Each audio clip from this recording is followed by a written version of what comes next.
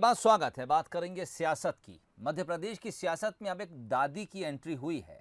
दरअसल ये वही दादी हैं जिन्होंने कमलनाथ सरकार की कमियों को गिनाया है और अब इस दादी का सम्मान बीजेपी ने किया है। ये वही दादी हैं जो तब सुर्खियों में आई थीं जब इन्होंने जीतू पटवारी के सामने उनकी सरकार की कमियों को गिनाना शुरू कर दिया था। दादी का कहना है कि कमलनाथ सरकार में बहुत कुछ कमियां थीं और अब इस दादी वाले फैक्टर को भी बीजेपी भुनाने जा रही है। बीजेपी कार्यकर्ताओं ने उनके घर पहुंचकर उनका सम्मान कर दिया। तो बड़ा अच्छा लगा कि एक उद्दंड पोते ने जिस समय अपनी राजनीतिक बांसुरी बजाना शुरू करी है उसी समय दादी ने नसीहत की नाक दबा के दम घोट दिया।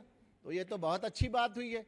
तो आज मैंने अभी देखा है कहीं व्हाट्सएप पर एक वीडियो चल रहा है कि कुछ वहां के नागरिक या बंधुवर या कार्यकर्ता हैं उन दादी माँ का सम्मान करने गए और उनको प्रणाम करके आए हैं।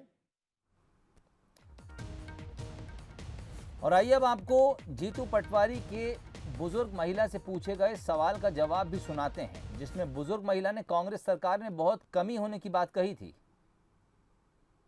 हमारी दादी है, मैं इनसे पूछना चाहता हूँ, ईमानदारी से बताना, आपको मेरी सौगंध है, मैं पोता हूँ आपका।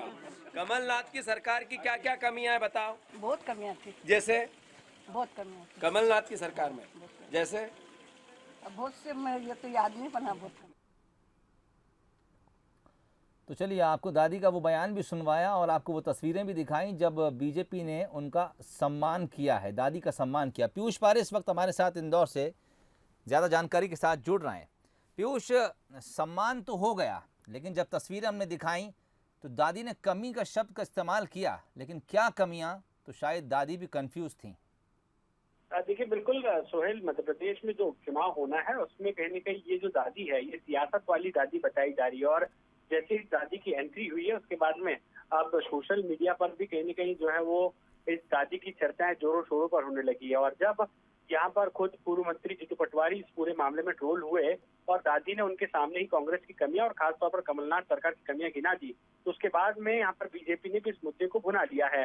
बीजेपी कार्यकर्ता आज दादी के पास पहुंचे और उनका सम्मान भी यहाँ पर किया गया और दादी से ये भी कहा गया कि दादी ने कहीं न कहीं मध्य प्रदेश की जनता को सच्चाई से अवगत भी कराया है। अब बहरहाल उपचुनाव से पहले जिस तरह से दादी को लेकर सियासत गरमा रही है सोहेल, उसके बाद में क्या नए समीकरण बनते हैं और क्या सियासत वाली इस दादी को लेकर इसी तरह से मध्य प्रदेश में उपचुनाव में भी कहीं न कहीं ये दादी उपचुनाव के इर्द गिर्द घूमते हुए नजर आएगी, देखना भी यहाँ पर दिलचस्प हो गया। लेकिन दादी को लेकर मध्य प्रदेश में बीजेपी और कांग्रेस में जरूर यहाँ पर वार पलटवार का दौर शुरू हो गया है। सोहेल, चलिए खबरों की बेला में अब दादी भी शामिल हो गई हैं, लेकिन देखना है कि कितनी दूर तक वो चल पाती हैं। बहुत बहुत शुक्रिया बातचीत।